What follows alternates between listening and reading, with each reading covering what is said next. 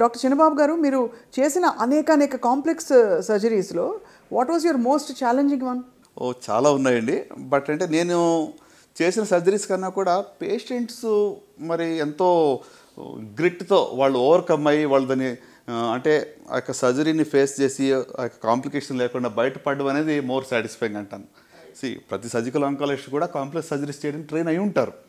So but what is most important అంటే నేను చెప్పేది ఏంటంటే డిఫికల్ట్ పరిస్థితుల్లో పేషెంట్ కూడా ఫైట్ చేసి బయటకు రావడం అనేది నేను చాలా I feel it's more satisfying అంటాను. ఒక పేషెంట్ని చెప్పాలంటే గీతా సురేష్ అని, మరి she was mother of 2 young daughters, adolescent girls. So endometrial cancer అంటే యూట్రస్ యొక్క క్యాన్సర్, రోబోటిక్ సర్జరీ చేసాం. వితిన్ 2 months షీ రికవర్డ్, జబ్బు తిరగబడింది వితిన్ 2 months. ఎంత అంటే నాకు నిరుత్సాహం, అరే ఏంటి ఇంత మంచి ఆపరేషన్ చేస్తాం బాగుంది అంతా చక్కగా అయిపోయింది అనుకుంటే జబ్బు తిరగబడింది ఏంటి అని చెప్పి చాలా మళ్ళీ బయాప్సీ చేసాం. Prove turn out to be ఇంకా మెటాస్టాటిక్ డిసీజ్ అంటామంటే అన్ని చోట్లకి పాకిన జబ్బు. సో ఇంకా ఏం చేయాలి, కీమోథెరపీ ఒకటే ఇవ్వాలి.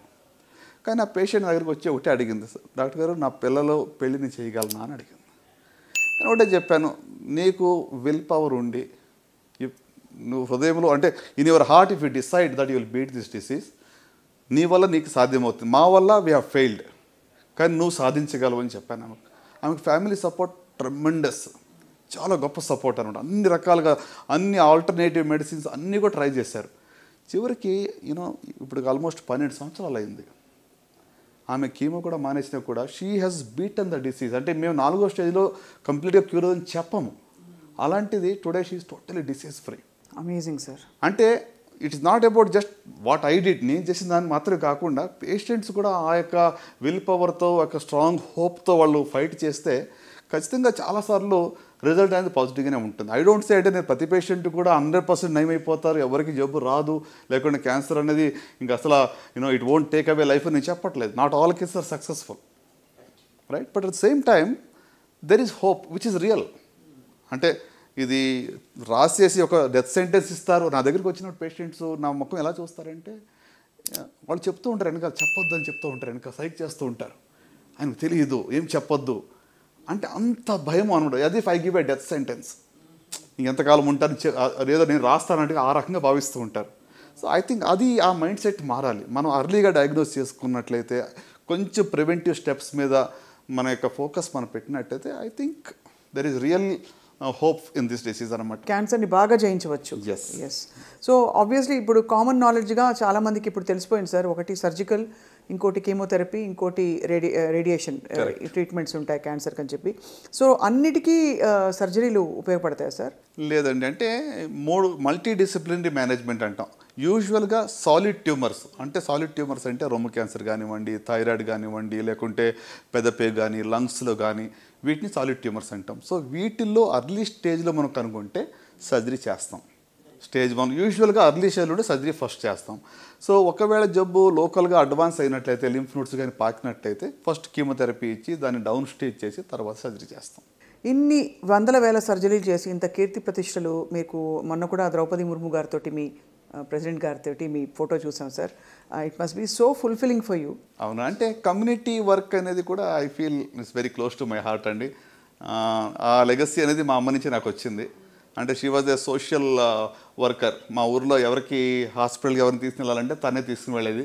కర్ణాటకలో వాళ్ళ కన్నడ లాంగ్వేజ్ వచ్చేది కాదు, తెలుగు వాళ్ళంతా అక్కడ సెటిల్ అయ్యారు కాబట్టి ఆమె కన్నడ వచ్చేది తీసుకుపోయేస్తాను. సో ఆ లెగసీ నాకు పాస్ ఆన్ చేసేదేమని అనుకుంటూ ఉంటాను. కమ్యూనిటీకి అవేర్నెస్ బిల్డ్ చేయాలని, ఇంకోటి ఏదో చేయాలని. వాట్ ఈస్ అ టిపికల్, అంటే ఒక కామన్ ఇన్సైట్ వచ్చి ఉంటుంది కదా సార్ మీకు, క్యాన్సర్ బారిన పడడానికి ఇదిగో ఇవి కారణాలు అని. అదేమిటి, మన దాకా రాదనుకుంటారా జనం కమ్యూనిటీలో, లేకపోతే నాకేం కాదులే అనుకుంటారా, or what is it sir? ఆ రెసిస్టెన్స్ ఏమిటి? తప్పకుండా. అంటే క్యాన్సర్ గురించి ఎట్లా అంటే ఇప్పుడు ఈవెన్ స్క్రీనింగ్ టెస్టులు చేస్తూ ఉంటే కూడా చాలామంది టెస్టులు చేసి లేని జబ్బు ఇస్తారేమని భయపడుతూ ఉంటారు. ఓహో.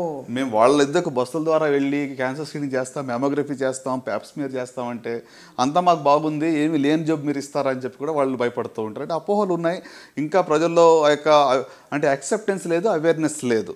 సో ఎందుకు నంబర్ పెరుగుతుంది అంటే అగైన్ మోస్ట్ ఇంపార్టెంట్ అంటే టొబాకో, పొగాకు మరి సేవించడం, పొగాకు కాల్చడం 30 to 40% దీనివల్లే వస్తుంటాయి.